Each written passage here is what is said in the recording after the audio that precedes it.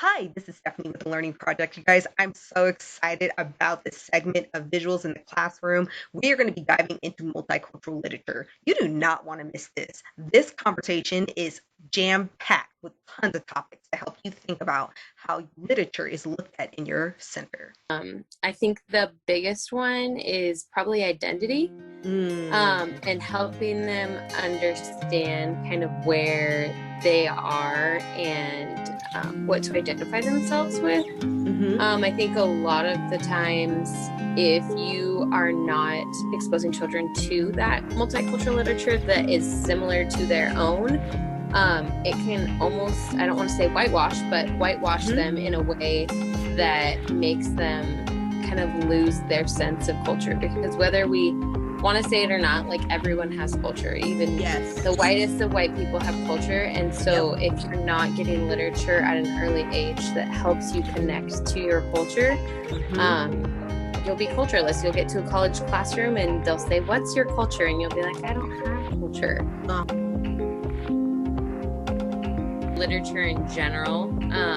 So using those tough topics, which a lot of the times multiculturalism could be a tough topic, whether it be sexuality or ethnicity.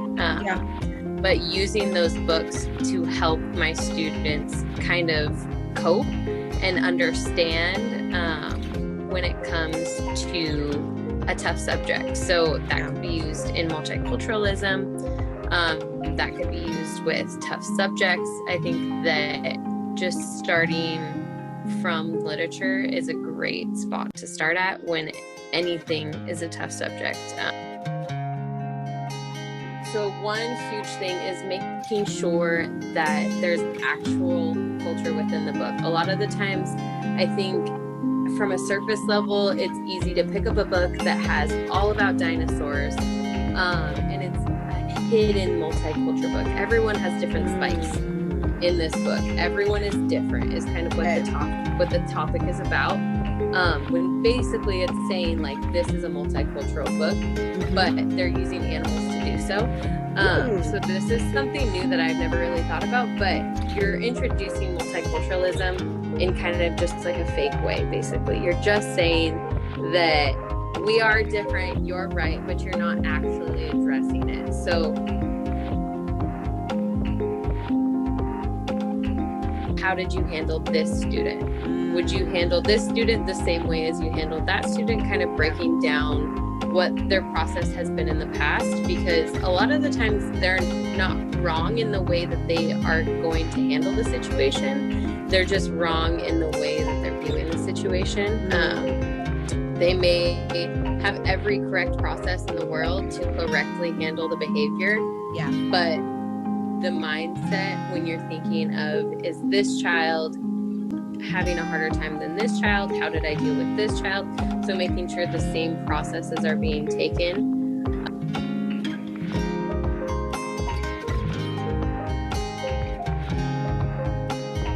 But it's called the Own Voices movement. It basically encourages literature that's written by the so if you're reading a book on Asian American heritage, the book is going to be written by an Asian American. So I think so often that's another thing that I always tell teachers is you need to do some research about who's written the book. If you're reading a book that's talking about just kind of like Black history, you want to make sure, obviously, it's written from the perspective of a Black person. You're not going to be wanting to read, because likely, whether we are controlling our biases or not, some of the biases are going to be in there. Because realistically, the culture of your classroom is created by your children, not what you put into your classroom. So I could put every single every single flag, American flag, German flag, anything, put any type of artwork on the walls, but realistically, if I have no children that relate to it, it's not going to stick. So I think that it's so important to use your students as the culture in the classroom, because a lot of the times teachers will just say, like, oh, I'm just going to be so inclusive, I'm so excited, but the inclusiveness only works if your children are basically what's creating the inclusiveness. So